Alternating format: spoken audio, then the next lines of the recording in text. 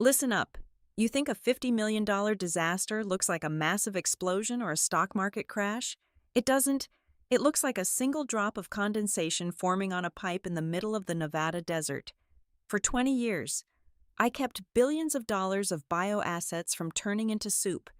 Then, some tech bro decided his new artificial intelligence could replace me. So, I let it try.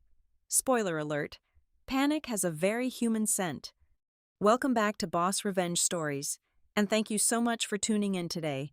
Unfortunately, YouTube has recently demonetized our channel, leaving us without the budget to keep our team afloat and continue bringing you these stories. If you enjoy today's episode, we kindly ask you to consider supporting us with just $1 so we can pay our hardworking staff and keep creating content for you. You can donate by scanning the PayPal QR code on your screen or clicking the link in the description or comments below. Now, let me introduce myself. My name is Paisley Hughes. For 20 years, I was the lead cryo architect at Aegis Biopreservation. Aegis wasn't your average corporate office with cubicles and water coolers. It was a massive, subterranean vault buried deep under the scorched, unforgiving earth of the Nevada desert. Down in the dark, we housed over $50 million in experimental synthetic organs, rare stem cell lines, and highly sensitive cryogenic assets. My daily uniform wasn't a tailored pantsuit. It was heavy thermal gear that made me look like an astronaut preparing for a spacewalk every single day. I navigated a sprawling labyrinth of towering liquid nitrogen tanks, my steel-toed boots crunching heavily on the frost-coated industrial grating. I didn't rely on the digital readouts or the fancy tablet screens mounted on the walls. I knew the facility by the high-pitched hiss of the pressure valves, the subtle, deep bass vibrations in the floorboards, and the biting, visceral cold that seeped right through your clothes and into your bones. The margin for error in my world was completely non-existent. If the ambient temperature in the sublevel dropped below minus 190 degrees Celsius, the bioassets would instantly crystallize and shatter into microscopic dust. If the temperature rose above minus 150 degrees Celsius, everything inside those tanks would thaw, rot, and turn into $50 million worth of lukewarm, putrid biological waste. Keeping that exact razor-thin thermal balance was an art form. Then came Trenton Vance. Trenton was 34 years old, the staggeringly arrogant nephew of Aegis's retiring founder, and a walking embodiment of white-collar corporate delusion. While my crew and I were sweating under 50 pounds of insulated gear and hauling wrenches, Trenton would strut through the Mojave Desert heat, wearing $2,000 cashmere sweaters. He worshipped Silicon Valley jargon and treated tech podcasts like religious texts. To him, my team and I weren't skilled professionals keeping his inheritance alive. We were, in his own precise words, inefficient legacy hardware. He saw the world entirely in binary code and profit margins, completely blind to the gritty, physical reality of keeping a subterranean freezer from becoming a toxic graveyard. The breaking point arrived on a Tuesday morning. Trenton called a mandatory all-hands meeting in the sterile, overly lit boardroom above ground. He stood at the head of the glass table, flashing a rehearsed, plastic smile, and announced the integration of CryoMind. It was a third-party artificial intelligence system designed to fully automate the entire cooling grid. The unspoken translation was loud and clear. He was going to drastically reduce payroll by gutting the human engineering department. "This is the future of Aegis," Trenton declared, pacing the room like he was delivering a keynote speech to a crowd of investors. "CryoMind will optimize our thermal regulation with absolute algorithmic perfection. We are eliminating human error and streamlining our overhead. It is time to evolve past manual labor." I sat there, feeling the blood pounding in my ears. I knew the iron and copper guts of that facility better than anyone on Earth. I raised my hand, though it was more of a formality before I spoke up and interrupted his pitch. "Trenton, you cannot put an artificial intelligence in charge of the primary grid," I said, my voice steady but carrying the heavy weight of 2 decades of hands-on experience. "The main intake lines down there are built on 15-year-old copper piping. The metal has microscopic fractures from years of constant thermal expansion and contraction. It absolutely cannot handle the rapid binary pressure changes that a software program will demand. Trenton stopped pacing and looked at me with a condescending, tight-lipped smirk. Paisley, the algorithm calculates pressure fluctuations in milliseconds. It is literally flawless. It does not know how to feel the pipes, I fired back, leaning forward over the table. When the pressure spikes, those analog valves require a human touch. We have to feather them. We open them slowly, let the vapor lock bleed out gradually, and ease the pressure down manually. If your automated system detects a pressure drop and just slams the valves open to 100% capacity to compensate, the liquid nitrogen will vaporize instantly in the lines. The microfractures will freeze over. You will get a massive vapor lock, and the whole system will bottleneck and shut down. Trenton sighed dramatically, looking around the room at his newly hired consultants as if I were a stubborn child throwing a tantrum over a broken toy. Paisley, I understand that change is frightening to people in your position, he said, his voice dripping with faux empathy. But you are acting like a dinosaur looking up at the meteor. We are a forward-thinking technology company now, not a blue-collar plumbing service. CryoMind goes online this week. I highly suggest you adapt to the new paradigm, or the new paradigm will gladly leave you behind. I stared into his smug, unblinking eyes and realized there was no getting through to him. He was totally convinced of his own genius. What he did not realize was that the meteor he was so fiercely proud of wasn't going to hit me. It was going to hit his $50 million vault, and when the impact happened, I was going to make sure I was completely out of the blast zone. 72 hours later, the meteor finally hit. I was dragged out of the sublevels halfway through a highly sensitive intake inspection. A calendar invite aggressively popped up on my company phone for an immediate restructuring sync in Conference Room B.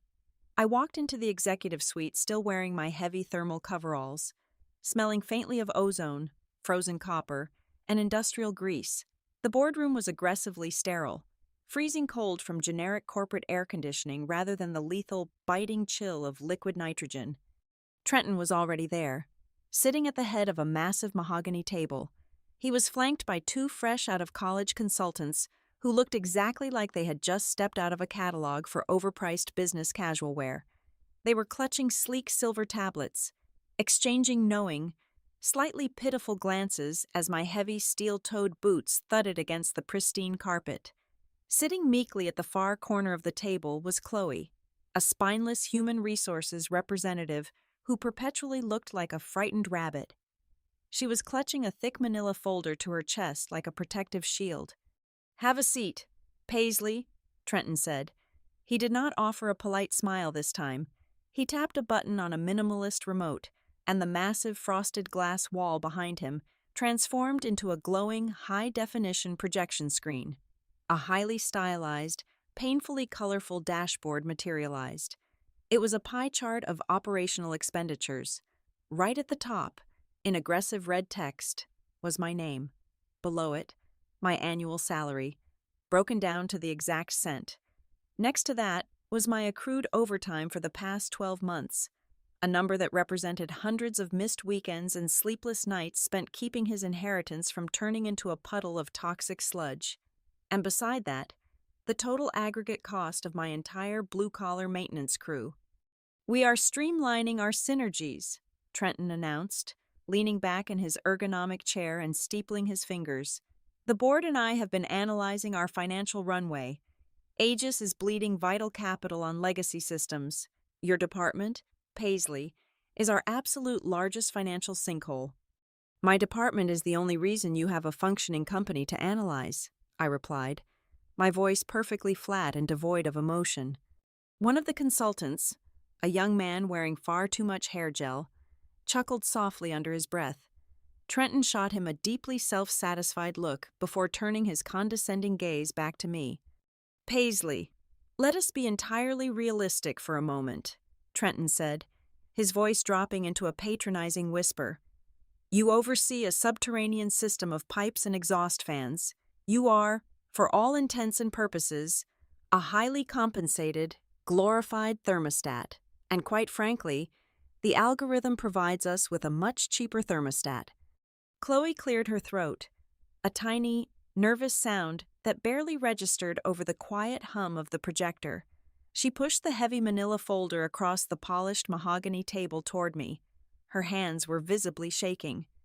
Effective immediately, your role as lead cryo-architect is being officially classified as redundant. Trenton continued, his voice adopting that sickeningly sweet, corporate detachment. We are offering a standard severance package, strictly contingent on you signing the non-disclosure agreement currently sitting in front of you. I will need your master access keys, your communication radio, and your identification badge right now. CryoMind will take over total facility regulation by noon today. Noon? I repeated. I glanced at the wall clock. It was currently 10:30 in the morning. Precisely noon, Trenton beamed, adjusting the cuffs of his absurdly soft cashmere sweater. The integration software is already queued and verified. The algorithm requires 0 sick days, 0 overtime pay, and absolutely 0 attitude. I looked down at the thick stack of aggressive legal documents. I looked at the terrified human resources rep shrinking into her chair. I looked at the 2 consultants who had never held a real wrench in their soft, manicured hands. And finally, I looked at Trenton. I did not scream. I did not flip the heavy glass table. I did not shed a single tear of frustration. Instead, a profound, terrifying, and icy clarity washed over my mind. He was not just firing me. In his blind, arrogant pursuit of algorithmic perfection, he was actively signing the death warrant for the entire subterranean facility. He had absolutely no idea what he had just unleashed. If I fought him, if I begged or argued about the micro-fractures in the pipes, he would only feel more vindicated in his decision. He needed to learn the hard way. "All right," I said smoothly. I reached into the breast pocket of my thermal coveralls, pulled out a cheap ballpoint pen, and quickly flipped to the final signature line of the non-disclosure agreement. I signed my name with deliberate, even strokes. Then, I unclipped the heavy, brass master keys from my utility belt. They landed on the glass table with a loud, heavy thud that made Chloe visibly flinch. I unlatched my radio and set it down.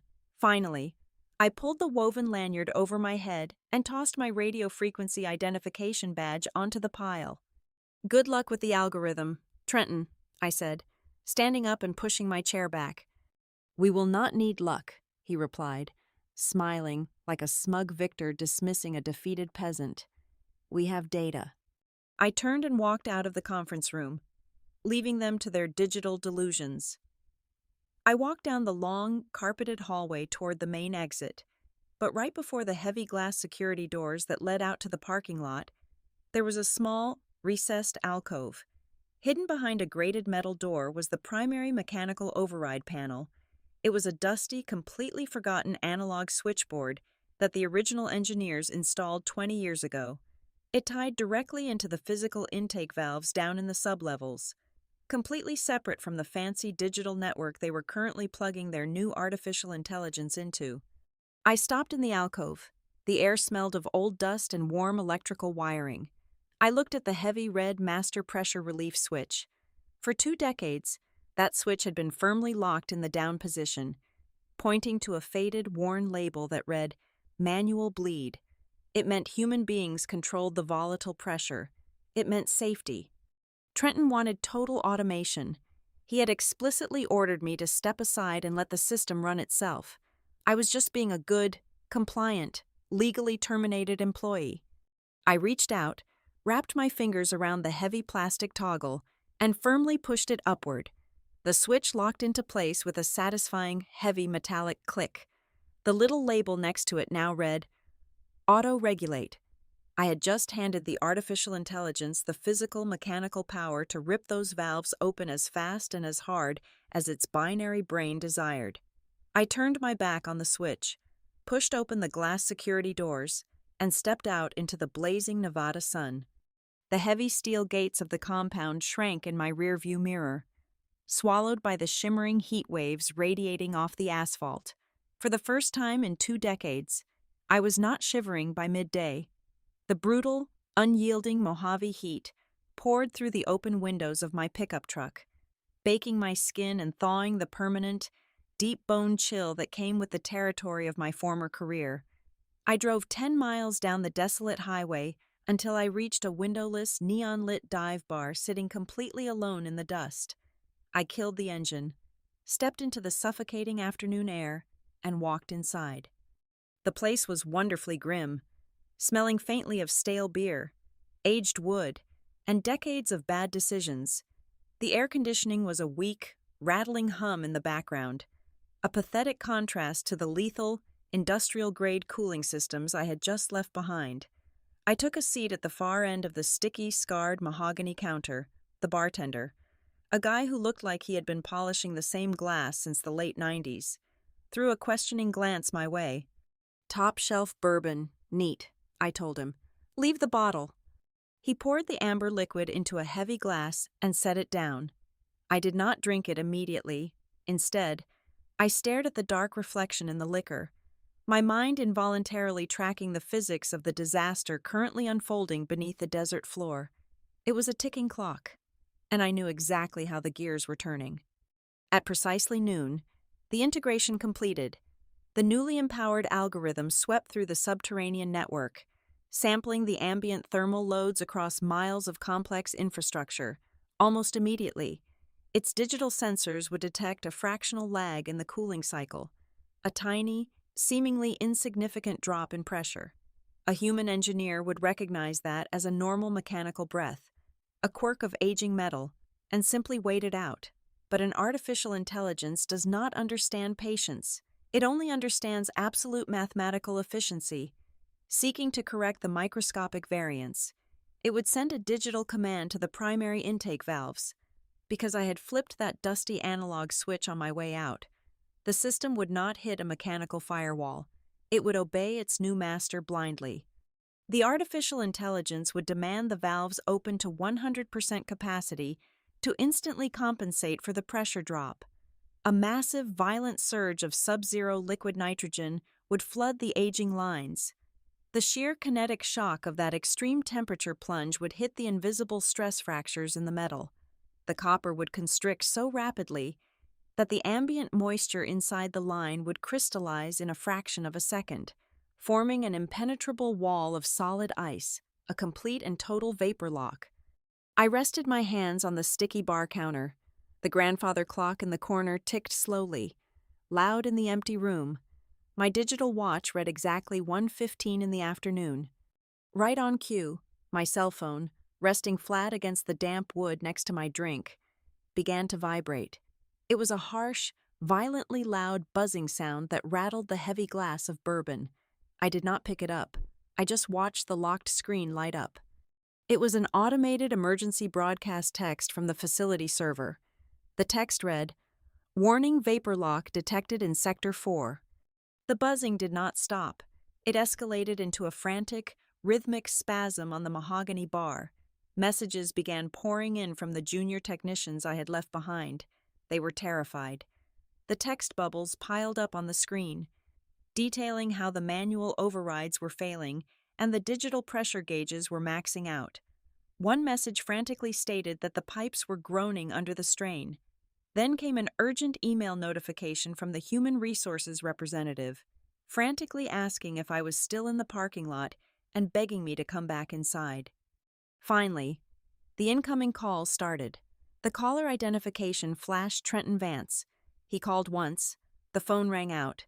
He called again, then a third time, then a fourth. Within 3 minutes, I had 20 rapid-fire missed calls from the man who had confidently told me I was nothing more than an obsolete, glorified thermostat just a few hours prior. I reached out, picked up my glass, and took a slow, deliberate sip of the bourbon. It burned wonderfully down my throat, a sharp, fiery contrast to the biting cold I was so used to. I ignored the vibrating piece of plastic on the counter. I knew the unforgiving reality of the math. They had exactly 45 minutes. Within 45 minutes, the vapor lock would cause the pressure in the sealed lines to reach a critical mass. The facility safety protocols, unable to release the pressure manually, would execute the only available option to prevent a catastrophic subterranean pipe burst. It would trigger a total, unrecoverable system shutdown. The cooling grid would die, and the $50 million thaw would officially begin. I set my glass down just as the bartender grabbed a remote control and turned up the volume on the small, dust-covered television hanging above the liquor racks. A local breaking news crawler was flashing across the bottom of the screen in bright red letters. The newscaster looked incredibly tense, announcing that county hazmat crews and emergency response vehicles had just been dispatched to the Aegis Biopreservation Compound due to a suspected massive liquid nitrogen venting failure. I smiled, pouring myself another measure of bourbon. The trap had sprung flawlessly. The heavy wooden door of the bar violently slammed open, bouncing off the wall with a deafening crack. I did not even flinch, just watched the dust swirl in the beam of harsh afternoon sunlight. Outside, an oversized black corporate SUV was parked haphazardly across 3 dirt spaces, its engine roaring and tires still smoking from a reckless, screeching halt. The man who stumbled through the doorway was not Trenton. It was Elias, the chairman of the board. He was a man who usually commanded boardrooms with a terrifying, icy composure, but right now, he looked like a cornered animal. His expensive tailored suit jacket was completely soaked through with sweat. His silk tie was frantically loosened, and he was gasping for air in the smoky, stagnant heat of the bar. He scanned the dim room, his wild eyes finally locking onto my silhouette at the far end of the counter. "Paisley," Elias gasped, practically sprinting across the sticky floorboards. "Paisley, you have to come back right now." I slowly turned my stool to face him, leaning my elbows on the mahogany wood. "Hello, Elias. You look incredibly out of breath for a man who just laid off his most vital asset." He slammed both of his trembling hands onto the bar next to my bourbon. "Listen to me. The entire facility is in a catastrophic meltdown. Your warning about the vapor lock was entirely correct. The new system dumped maximum pressure into the lines, and the pipes froze solid. But it is so much worse than a simple bottleneck."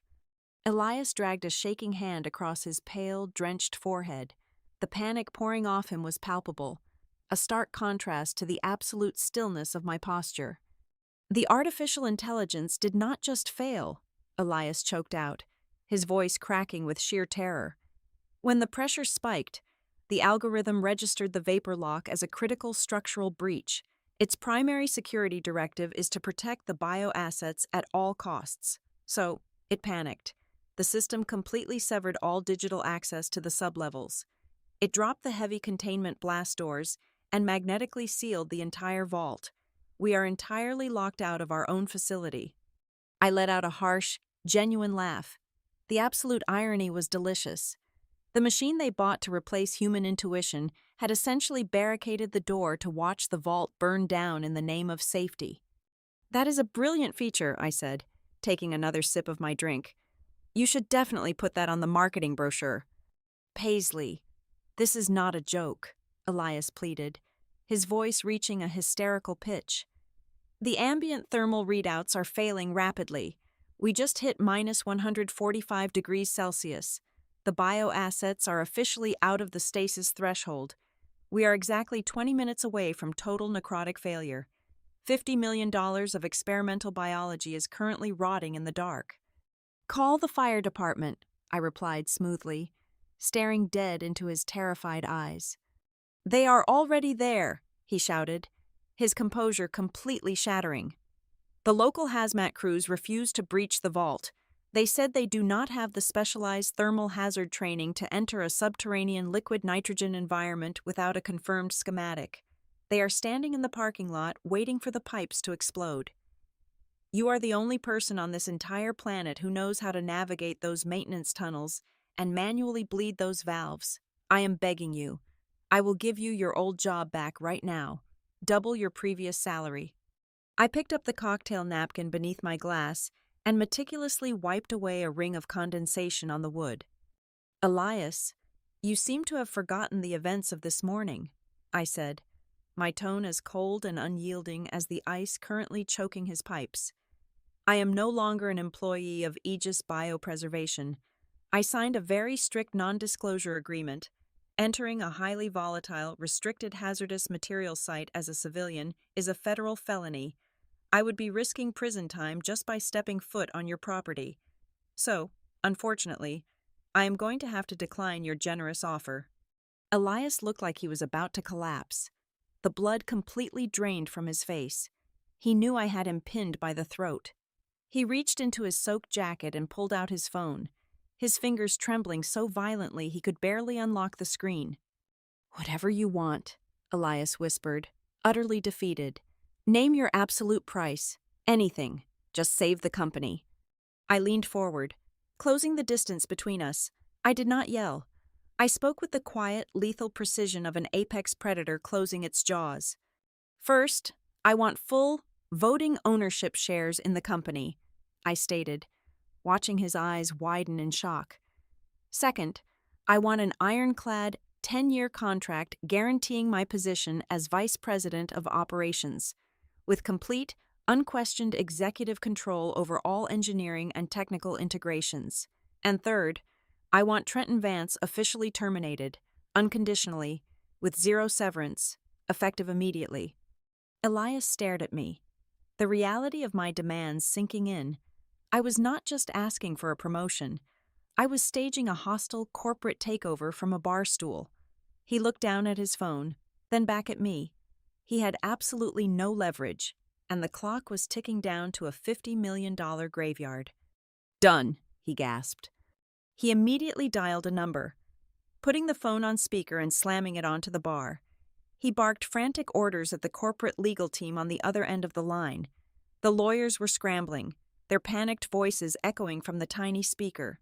In less than 3 minutes, an emergency digital contract materialized in my email inbox. It contained every single stipulation I had demanded, legally binding and authorized by the board of directors. I opened the document on my phone. I read through the clauses methodically, savoring the moment while Elias practically vibrated with anxiety next to me. Satisfied, I applied my digital signature to the bottom of the contract. The transfer of power was officially complete. I pocketed my phone, grabbed my truck keys off the counter, and stood up. "Let us go fix Trenton's little software glitch," I said. Elias's black corporate vehicle tore through the main gates of the Aegis compound, the heavy tires skidding violently across the hot asphalt before slamming to a halt near the primary entrance. I stepped out of the passenger side into a scene of absolute, unmitigated chaos.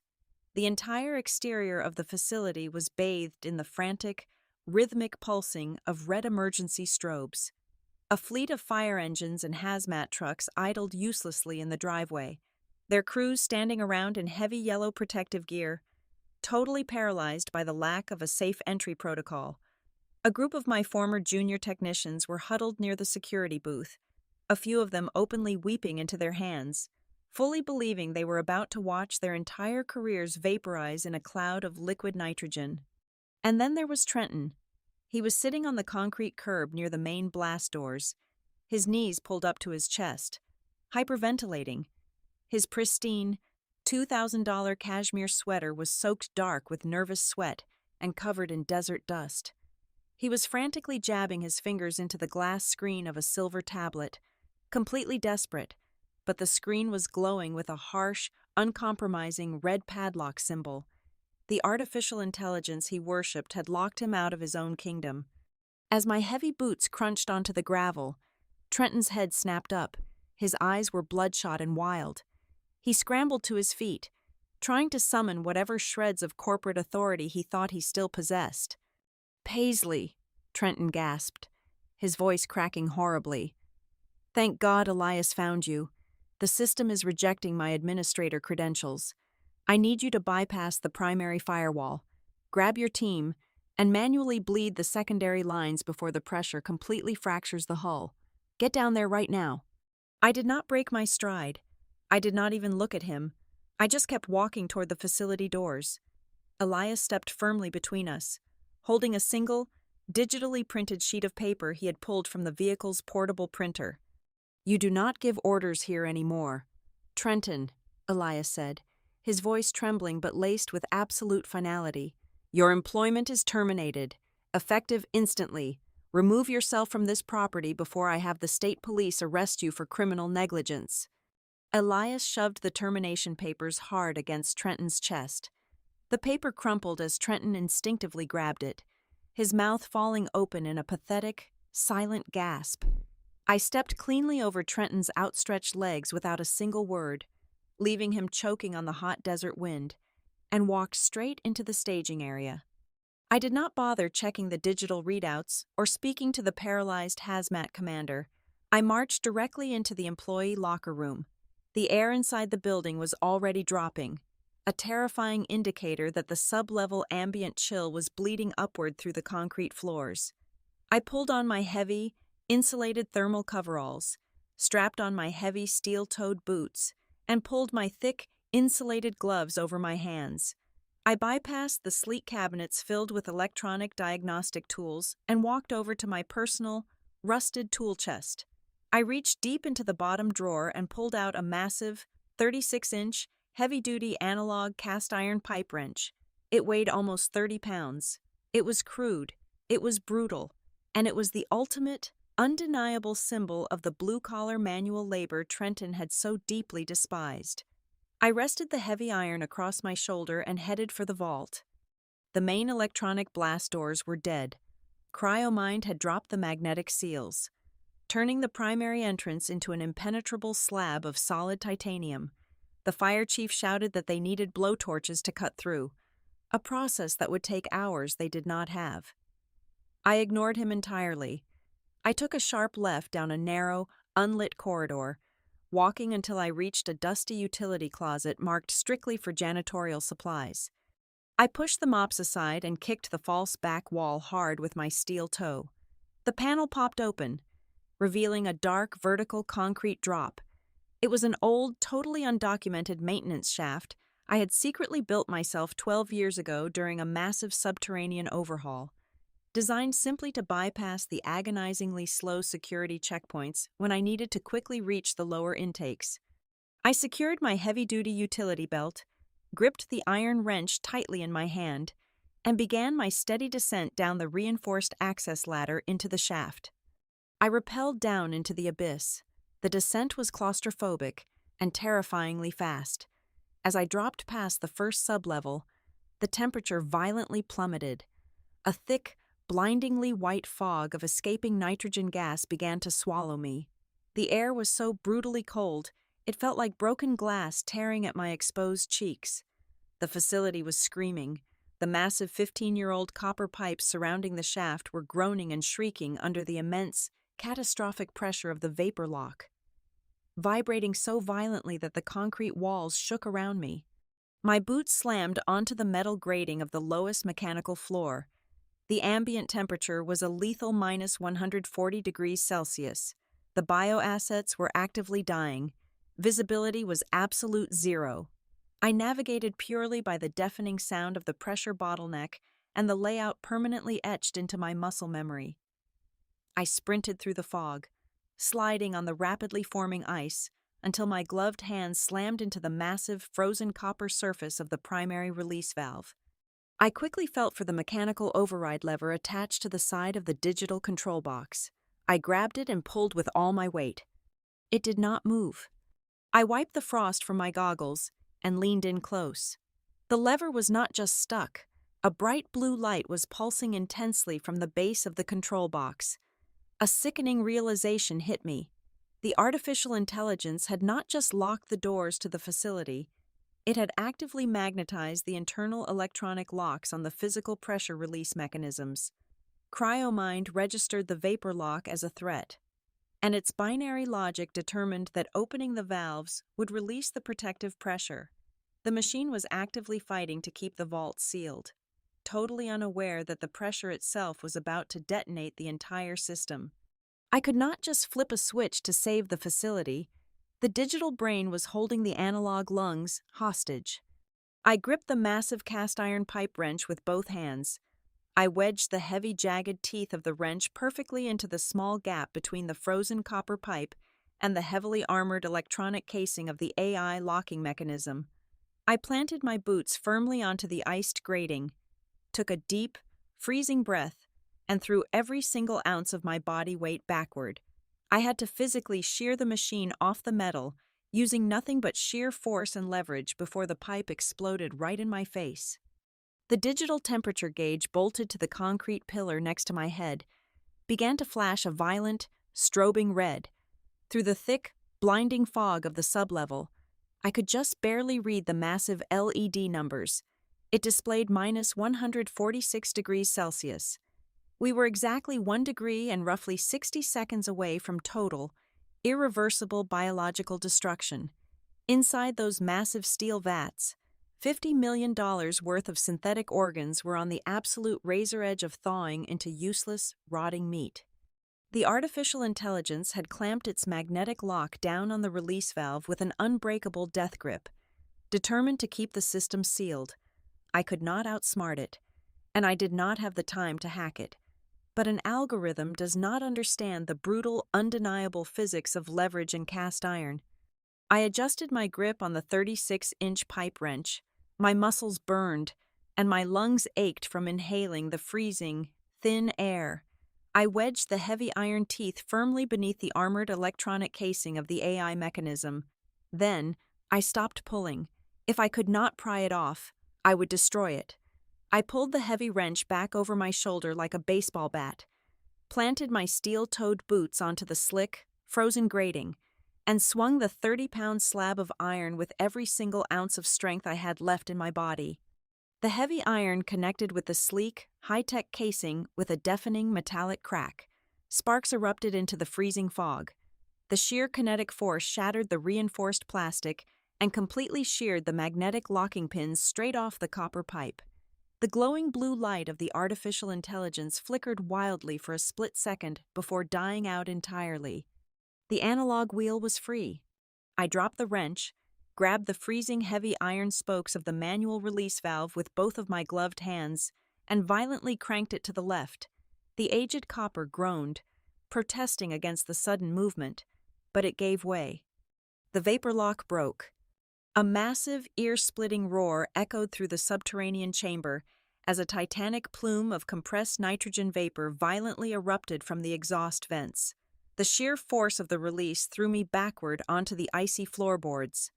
The entire facility shuddered, a deep, seismic rumble that vibrated through my bones as the catastrophic pressure finally equalized. I lay there on the grating, staring up through the dissipating fog at the digital readout. The red flashing stopped. The numbers began to plummet rapidly, minus 160, minus 180, and finally, resting perfectly at a safe, stable minus 190 degrees Celsius. The bioassets were saved. The beast was back to sleep. I slowly picked myself up from the floor, grabbed my rusted pipe wrench, and made the long, arduous climb back up the concrete maintenance shaft.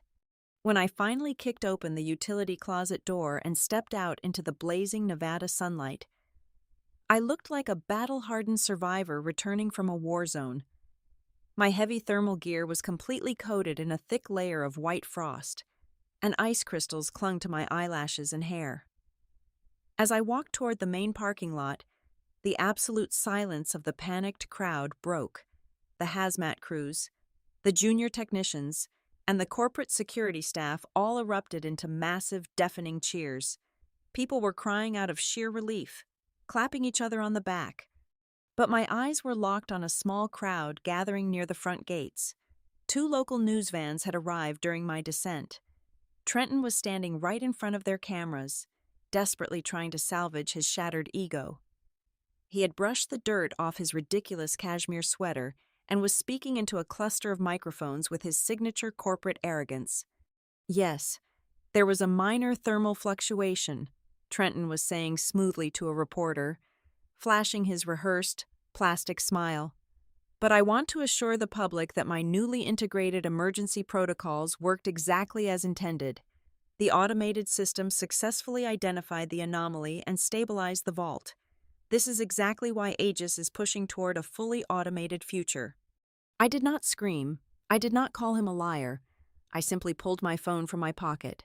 Thanks to the contract Elias had digitally signed in that dive bar, I now possessed absolute, unquestioned executive administrative access to the entire facility network.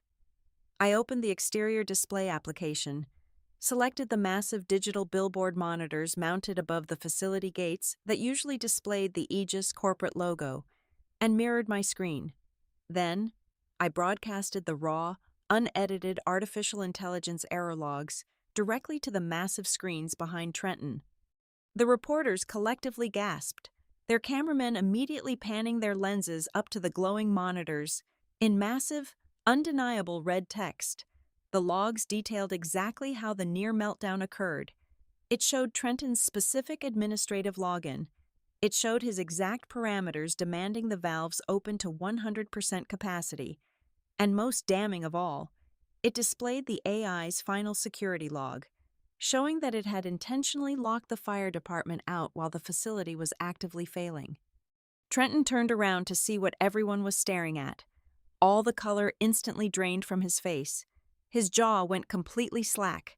The cameras flashed furiously, capturing the exact moment his career permanently imploded on live television. Weeks later, the dust had completely settled. I was sitting comfortably behind the massive mahogany desk in the corner executive office. I did not wear a cashmere sweater. I wore my comfortable flannel shirt and jeans. Right in the center of my pristine desk, mounted on a small wooden plaque like a prized hunting trophy, was the shattered, jagged piece of the AI locking mechanism I had ripped off the copper pipe. I leaned back in my ergonomic leather chair, staring at the high-definition monitor on my wall. It was displaying a live security feed from a rival, incredibly low-tier tech firm across the state. Through the grainy footage, I watched Trenton Vance.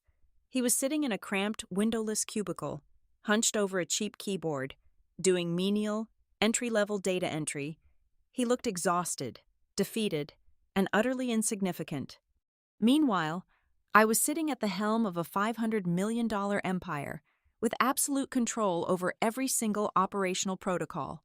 The mechanical heart of the facility was beating perfectly, completely guided by human hands.